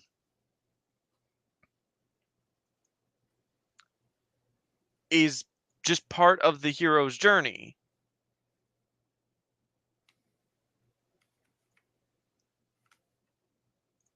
You're just not being heroic enough. You're failing on an existential level to live your life the right way. It's an individual problem rather than Yes. Yes. Yeah. Like, yeah, it is. It is somewhat the individual's problem. Like, I'm not saying that it it's not difficult, and 100% it is in fact, it's almost no longer worth the risk in modern day society to start your own business, which is a symptom of a lot of structural issues. Don't get me wrong. But the hero's journey can be about both and does not necessarily mean that it's not fit for modern purpose. a structural problem. And the only way to escape is to follow his series of steps, which is pretty convenient for him because he doesn't. Why is she projecting Campbell as some sort of, like, self-help guru? Like, she's acting as if he toured around the country, he, like, projecting this idea that if people followed the hero's journey, they would be famous and wealthy. Like, I don't get it. So her narrative basically has turned from this guy's an idiot who doesn't know what he's doing to this guy was an idiot. He's some stupid self-help guru. He believed he was some wise, sagely self-help guru type. But he was just an idiot. Like, what's going on, Maggie? Have we lost the plot, Maggie? believe that we need to fundamentally change anything anyways. Don't get me wrong, Campbell has faced hardships. Like when he was unemployed for 5 years during the Great Depression, and wait, am I reading this correctly? He didn't need a job except dog sitting for a friend, and he had the free time to read for 9 hours a day for 5 years. Oh my gosh, that's so cool. Before I did YouTube, I also dog sat as one of the 7 jobs that I had so that I could just pay my rent.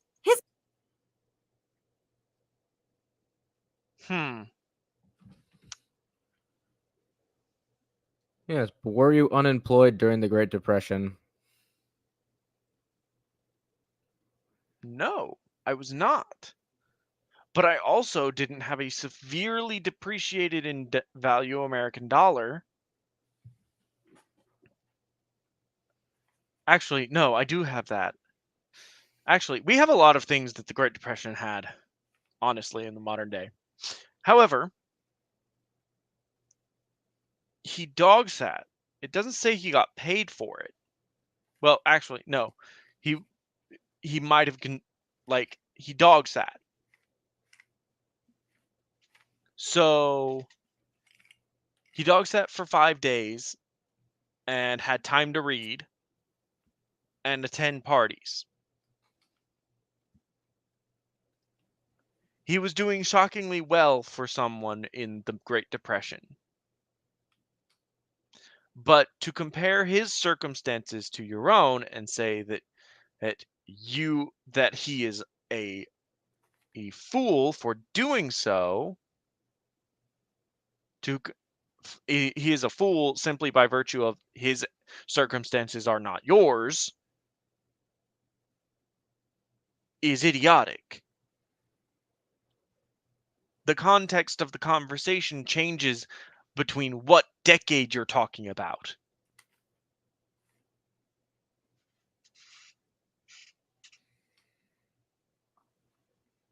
His description of this time sounds exactly like a celebrity recounting their daily routine. His advice to other people is that he created a schedule. Indeed, Rabbit. Indeed. Yeah, no kidding. Like what kind of apartment are you living in? Good question. It's a very pricey apartment in a very expensive part of town.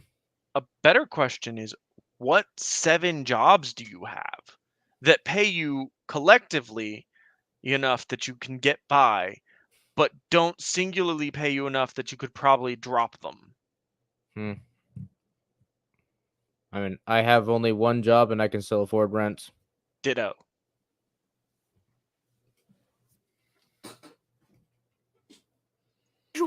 Which, like, good for you. I guess you didn't have ADHD, let alone another human to take. Please do not use your mental disorder as an excuse as to why you're disorganized. Yes, disorganization is like part of ADHD, but that doesn't mean you get to use it as an excuse. Take care of, or a police state monitoring your every waking breath, or seemingly responsibilities other than going to the occasional cocktail party, which he did include time for in his schedule. Brendan Gill, a journalist and associate of Campbell. Notice she says associate, not a friend. Associate is a very loose and vague term, as in I'm technically associated with many people in the converse in my area. Pretty sure I just doxed myself, but still in my area because of my job.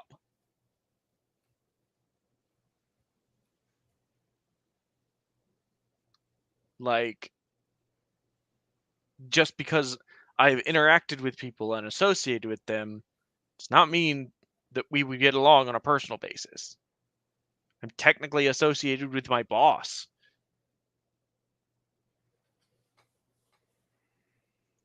criticized him in 1989, saying, Far from being spiritual, it is intensely materialistic. My old spellbinding friend is preaching a doctrine similar to that which Ayn Rand voiced in her novel The Fountainhead. Gill went on to compare Campbell's do whatever makes you happy idea to the selfishness and greed of Reagan, Thatcher, and Wall Street yuppies. The most conspicuous members of our society. Greed, for lack of a better word, is good.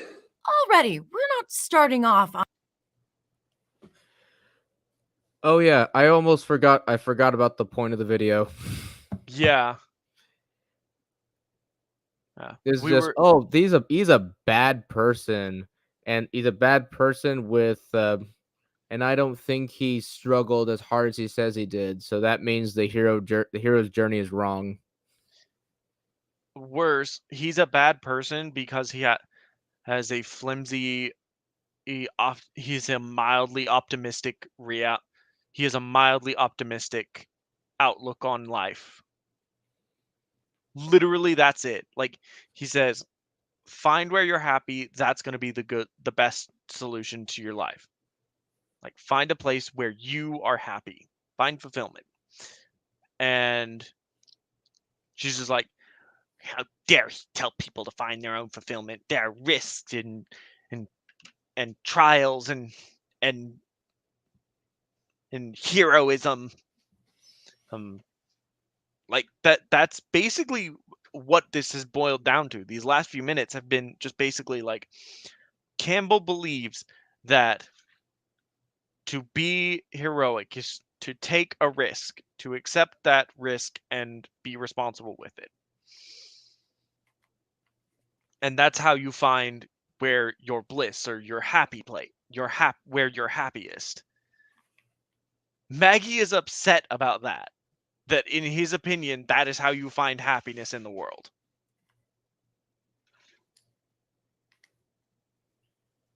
Like, just saying. on a great journey together. But it's not only the big ideas that Campbell contradicts himself on constantly. It's even small details like, are computers good or bad? Okay, this is her weirdest point. Like, this is such a weird point to bring up. And Joe Crazy is correct. Scheduling is a skill. I'm bad at it. Yeah, no As kidding. evidenced by the fact that we stream rather infrequently.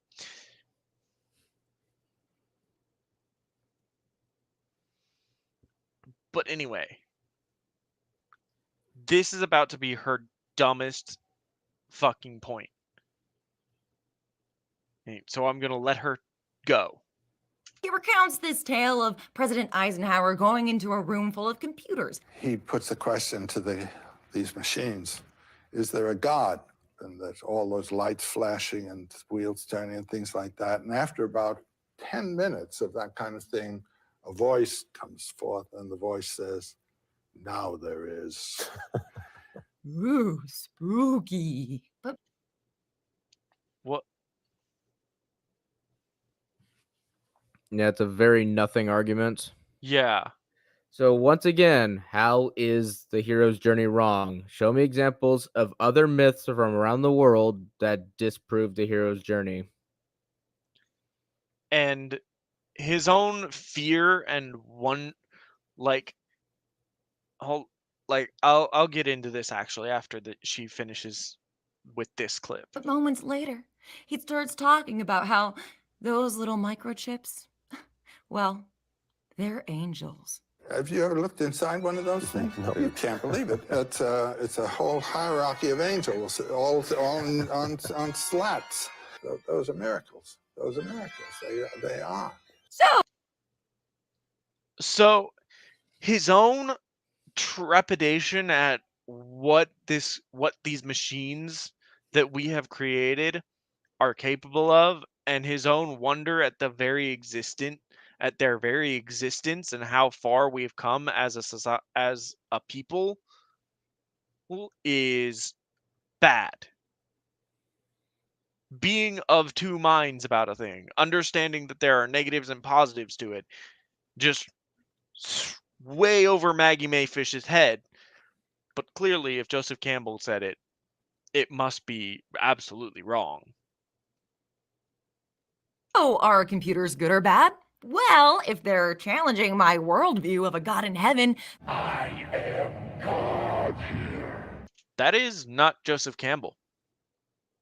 I don't know who this is.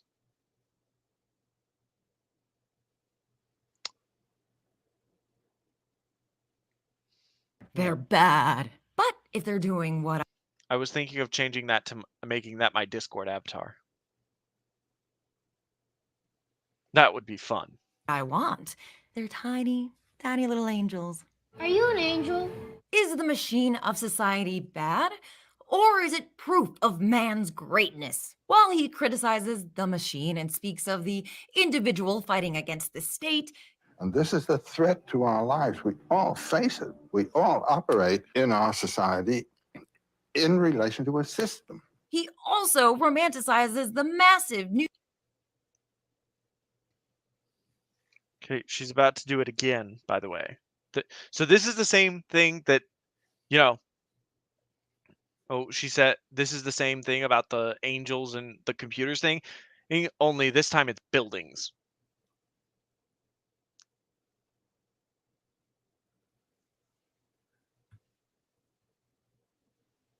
I mean, yes, Horned Rabbit. I caught that like when I first watched it. It feels like he's talking about two different subjects.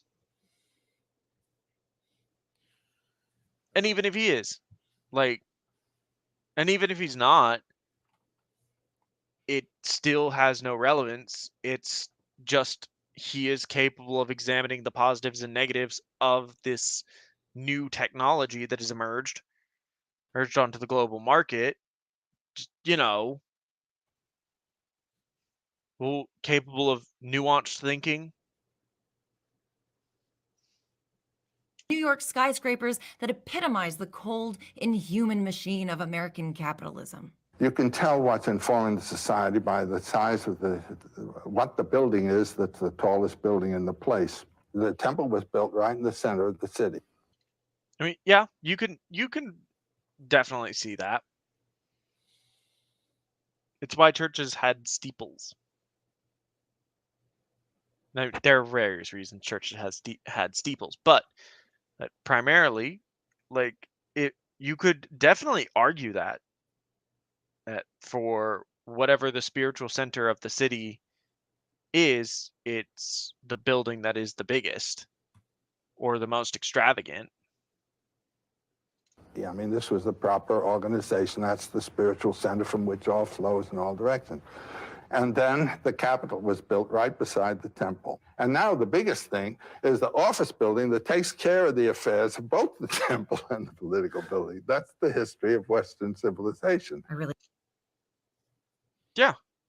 Like, yes, we have now moved from a highly religious society to a very patriotic or nationalistic society, which valued the government, valued the people, to a more corporate society where name brand recognition rules the day. It seems to be the spiritual center. None of this is necessarily bad or good. It could be both. It could absolutely be both. But regardless, none of this is wrong. And none of this has any relevance or makes him look bad. cut this down because he keeps jizzing about skyscrapers. In New York now. I mean, if you're just going to take the context out of the entire clip, it's best you don't show us you taking the context out of the entire clip. The debate is over who can build the tallest building, not to praise, but to build the tallest building. Yeah, and they are magnificent. We are a financial power center. And look what we can do. It's a kind of virtuosic acrobatic stunt. Ah, yes. Okay. Having a negative view of where the spiritual center of society has gone is not two different views. Saying he can marvel at the fact that humanity has progressed so far we can actually reach buildings that look like they're touching the sky, and examining the spiritual side of it and saying, yeah, we have now foregone things of meaning for material good, for more materialistic things. That view is relatively consistent. And you just have to intelligently examine it, which we know at this point, 18 minutes in, that Maggie Mayfish, the sweet, deranged girl that she is, chews on cotton balls. So, you know, that pretty much says it all, doesn't it? She chewed on a cotton ball for a bit and thought it would be funny. I am so inspired when the beautiful Chicago skyline is interrupted by a phallic Trump Tower. You know what's really funny? Is that let's for the moment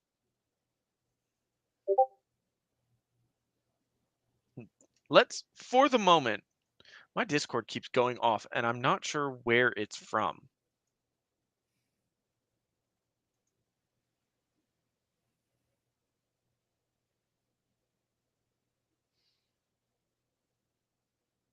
Okay. I don't know. Anyway.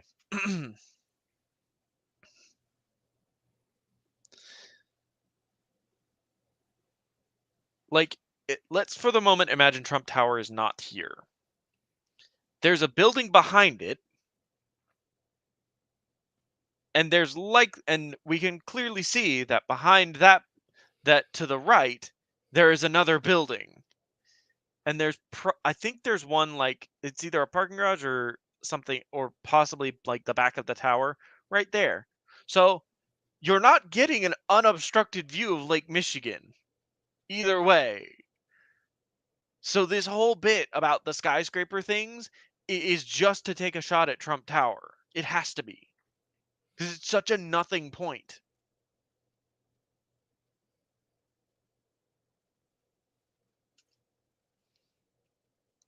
Blocking the view of Lake Michigan. Brendan Gill directly compared Joseph Campbell with the character Rourke from Ayn Rand's The Fountainhead. The creator lives for his work, says Rourke. He needs no other men. His primary goal is within himself. The man who attempts to live for others is a parasite in motive and makes parasites of those he serves. 2 years before The Fountainhead was published, young Campbell was saying at Sarah Lawrence, the artist, insofar as he is an artist, looks at the world dispassionately, without thought of defending his ego or his friends, without thought of undoing an enemy, troubling neither with desire nor loathing. No. That's not right. The quote is read troubled, well, presumably by neither with desire nor loathing. Not troubling, which would imply that they don't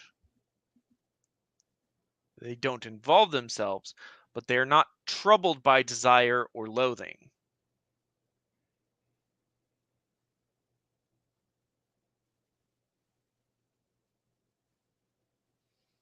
But also, what in the Fountainhead? So,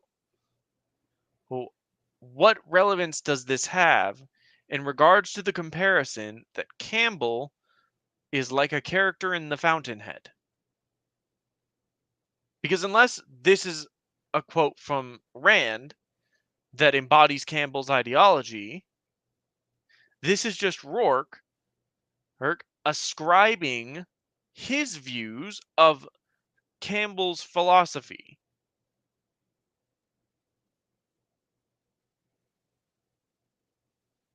But it also looks like he's summarized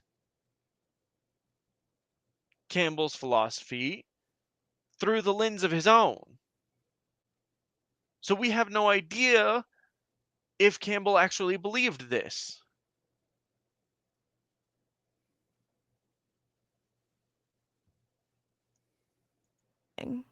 Ah, yes, Ayn Rand, the ultimate pick-me girl, the final boss of girl bosses. Before you can do things for people, you must be the kind of man who can get things done. But to get things done, you must love the doing, not the people. In everything that Campbell does, he claims that a small, certain archetype, that of the brooding, unfeeling, stoic man, is the everyman. How? In what respect? I ask this because you haven't given me an example of how the hero's journey doesn't fit with all other stories. Doesn't fit within a heroic archetype. But further, what relevance does this quote from the Fountainhead have to him? Like, yes, Joseph Campbell believed that in order to be your best self, you must enjoy the doing, not necessarily the people. Well, which is relatively correct. At the end of the day, fuck your coworkers. Do you enjoy your job? And if you enjoy your job for your coworkers, that's perfectly fine. But if you want, like you said, if you want to be successful, you must enjoy the doing, not the people.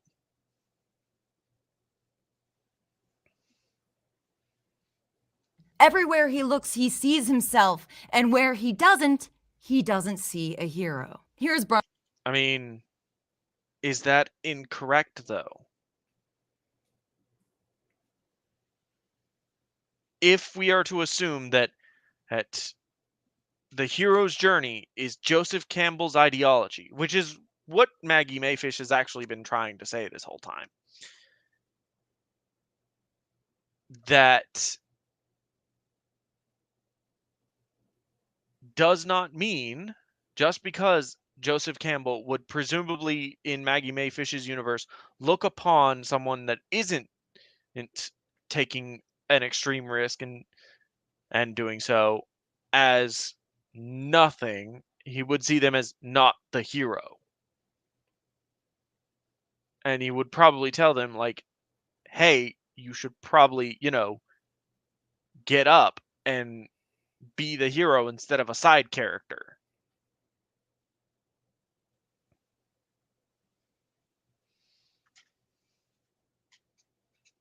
This is not a negative thing. It is just us that they are not a hero. And that doesn't mean that they're worse. Like the protectress, the mother, or the mentor, or all the character archetypes that appear in the hero's journey are not bad because they aren't the hero. Like, that's the thing. Each character, each little archetype that provides assistance to the hero or protects the hero in some way, he is important to the story. They're just not the hero. That doesn't make their roles negatives. Brian Atterbury again. The problem with Campbell's monomyth as an analytical tool is that it always works because it simplifies every story to the point where nothing but the monomyth is left. It ignores the many mythic stories that do not have questing heroes, and it leaves out the culturally defined values and symbols that make each tradition unique. Okay, that's outright wrong though, because Campbell's definition of what a hero was someone that was that would be almost universal, Well, because generally valid is going to be different based upon where the story comes from. Someone's life in Hong Kong, China is vastly different from my own life if here in America. From the culture to the food, from every aspect of culture. All the way down to what the government does to protesters. Exactly. Precisely. Oh yeah, whatever became of that. Presumably it's still going on, but everybody's hushed up about it. Probably because China did something wrong. Did something terrible. Well, let's see. We covered machines, skyscrapers, computers. What was that other thing that he was obsessed with? Oh, that's right. Everyone's being too hard on the Nazis. Yeah, you heard that right. I did hear that right. What an excellent place to pause it. But at the same time, your previous behavior in this video indicates to me, at the very least, that you're not approaching this in good faith. Okay, I'm gonna need an intermission to throw up all of those marshmallows that I ate. You had like one and you spat another one out. If we're either buying that you spat it out one marshmallow and you only had one marshmallow. Like, you put one marshmallow in your mouth and chewed once in this entire video. How many marshmallows could you have potentially ate? Or were we assuming that were we to be assuming as your audience that you popped marshmallows like fucking popcorn as you were doing this video?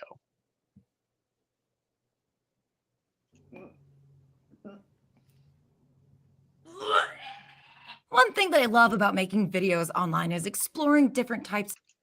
Okay, this is the sponsor, so we're done here. Is it Skillshare? No. It's their streaming platform. So is that the end of the video? Basically, it's just the sponsor, and then I think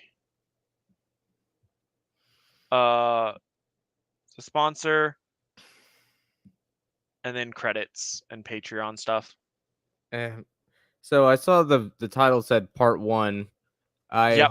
hope to God that part 2 would actually dive into examples from other cultures that don't follow the hero's journey.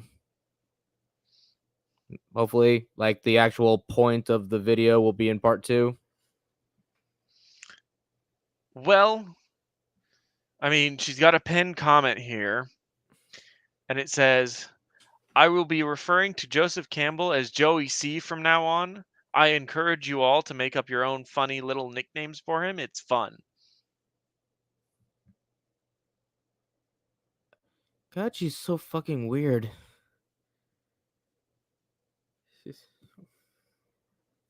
The other top comment with 940 upvotes is, you hit on such an important nuance. You don't judge Campbell for being a product of his time. You judge him for because he proclaimed he was immune to being one.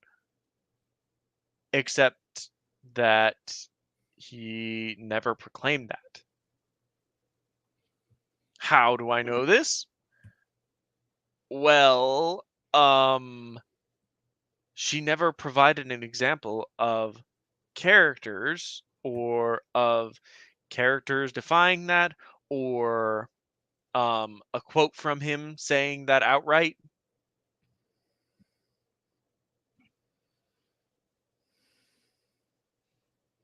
Exactly. Like,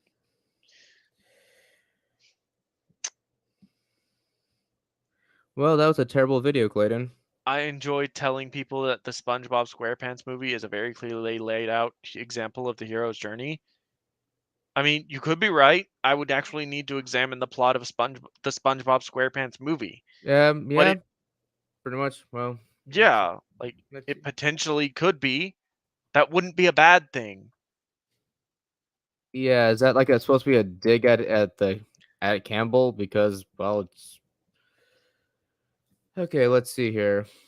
So I'm looking at the diagram right now. So it says the first step is call to adventure. Okay, so yeah, SpongeBob and Patrick have to go to Shell City so they can save Mr. Krabs. Mm-hmm. Supernatural aid. Mindy the mermaid gives them the bag of winds to help them out, and then later she gives them fake mustaches to trick them into thinking that they're men. Exactly. Let's see here. The next step is The first threshold. So, or go ahead. oh no, that's what I was gonna say. Trying to think what would the threshold be? The trench. Okay. And then yeah, it says has like helper right after that. So that's Mindy giving them the mustaches. Mm-hmm. So challenges and temptations. Ice cream. The monsters. The pursuit of um.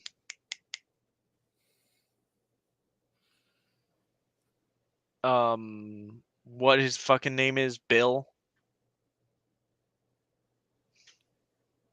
What do you mean, Bill? The bounty hunter Plankton Oh, sent that's after them. Dennis. Oh yeah, Dennis. Okay. So let's see here. So Abyss or Death in Return. That'd be by the time they're at that'd Yeah. be when they're in Shell City. They realized that they were able to get there on their own. Mm-hmm.